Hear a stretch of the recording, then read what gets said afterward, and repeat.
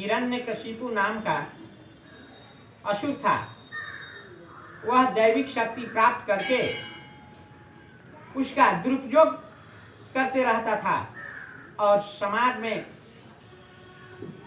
सभी व्यक्तियों को तंग करते रहता था। समाज के सभी लोग उससे त्रस्त हो गए थे और सभी चाहते थे, ईश्वर से गुहार लगाते थे कि हे प्रभु कोई उपाय करें, कोई उपाय करे कि इस असुर का अंत हो। और उस असुर की एक बहन थी होलिका, और वो भी अत्यंत ही दुष्ट आत्मा थी। एक बार उसने ब्रह्मदेव की घोर तपस्या करने लगी और तपस्या में इतनी लीन हो गई कि ब्रह्मदेव भी होलिका को वरदान देने हेतु मजबूर हो गए। अंततः ब्रह्मदेव को आना ही पड़ा और होलिका के समक्ष वे प्रकट होते हैं और कहते हैं कि हे होलिके, इतनी कठिन साधना, इतना घोर तप किस लिए, किस लिए, किस लिए? आंखें खोलो, आंखें खोलो, स्वयं ब्रह्मा तुम्हें वरदान देने हेतु तुम्हारे समक्ष प्रकट हुए हैं। होलिका मन ही मन हर्षित होते हुए पलकें खोलती है और ब्रह्मदेव को प्रणिपात करती है।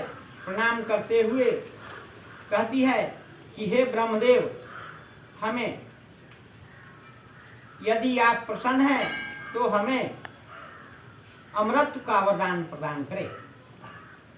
ब्रह्मदेव कहते हैं कि हे होलिके, ये अमृत का वरदान संभव नहीं है। तो होलिका कहती है कि हे प्रभु, यदि अमृत का वरदान संभव नहीं है तो हमें एक ऐसा वरदान दें कि जब मैं अग्नि में प्रवेश करूं तो अग्नि मुझे जला न सके। तो ब्रह्मदेव उसे होलिका को एक चादर देते हैं और देते हुए कहते हैं कि हे होलिके, इस चादर को जब तुम ओढ़ लोगी और अग्नि में प्रवेश करोगी तो अग्नि तुम्हारा कुछ नहीं बिगाड़ पाएगा। तो होलिका क्या करती है कि भक्त प्रहलाद, जो उसके अपने ही कुल का बालक है, भतीजा है और विष्णु का भक्त है, जो हिरण्यकशिपु को ईश्वर के भजन कीर्तन गुणगान से चीड़ है, वे उसे मारने के लिए तरह तरह की यातनाएं करते रहता था और होलिका उसे लेकर भक्त प्रहलाद को अग्नि में प्रवेश कर जाती है। जब अग्नि में प्रवेश कर जाती है तो अग्नि होलिका को ही जलाने लगते हैं। अग्निदेव होलिका को ही जलाने लगते हैं। तो होलिका कहती है कि हे ब्रह्मदेव, हे ब्रह्मदेव, आपका वरदान गलत हुआ। आपने जो मुझे चादर अर्पण किया था और कहा था वरदान देते समय कि जब तुम इसे अग्नि में चादर को ओढ़कर प्रवेश करोगी तो अग्नि तुम्हारा कुछ नहीं बिगाड़ पाएगा। तो ब्रह्मदेव कहते हैं कि हे होलिके, मैंने जो तुम्हें चादर दिया था वो सामाजिक कल्याणार्थ हेतु दिया था।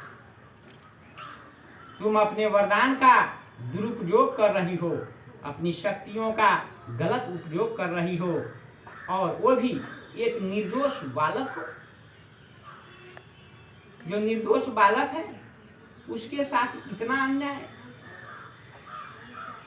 और तुम्हारी शुद्ध तुम्हारी शुद्धि कहाँ चली गई? थोड़ी भी तुम्हें समझदारी नहीं हुई कि मैं जो ये करने जा रहा हूँ ये पाप, इसका अंततः परिणाम क्या हो सकता है, क्या होगा? उसके बाद में होलिका जल जाती है और भक्त प्रहलाद हंसते खेलते उस अग्नि की लपटों से बाहर आ जाते हैं। इस बात से सिद्ध होता है कि ईश्वर किसी को भी, चाहे वो दैविक शक्ति हो या भौतिक शक्ति हो, जो उन्हें प्रदान करते हैं वो सामाजिक कल्याणार्थ हेतु करते हैं। और जब वो ईश्वर द्वारा प्राप्त शक्तियों को वो दुरुपयोग करता है तो यही उसके विनाश का मूल कारण होता है, यही उसका पराजय का कारण होता है और उसका अंत निश्चित होता है। अतः व्यक्ति को चाहिए कि कोई भी उसके पास आर्थिक शक्ति हो या सामरिक शक्ति हो या दैविक शक्ति हो, वो उसका दुरुपयोग न करे, नहीं तो उसका अंत निश्चित है। उसका सदुपयोग करे सर्वदा समाज कल्याणार्थ।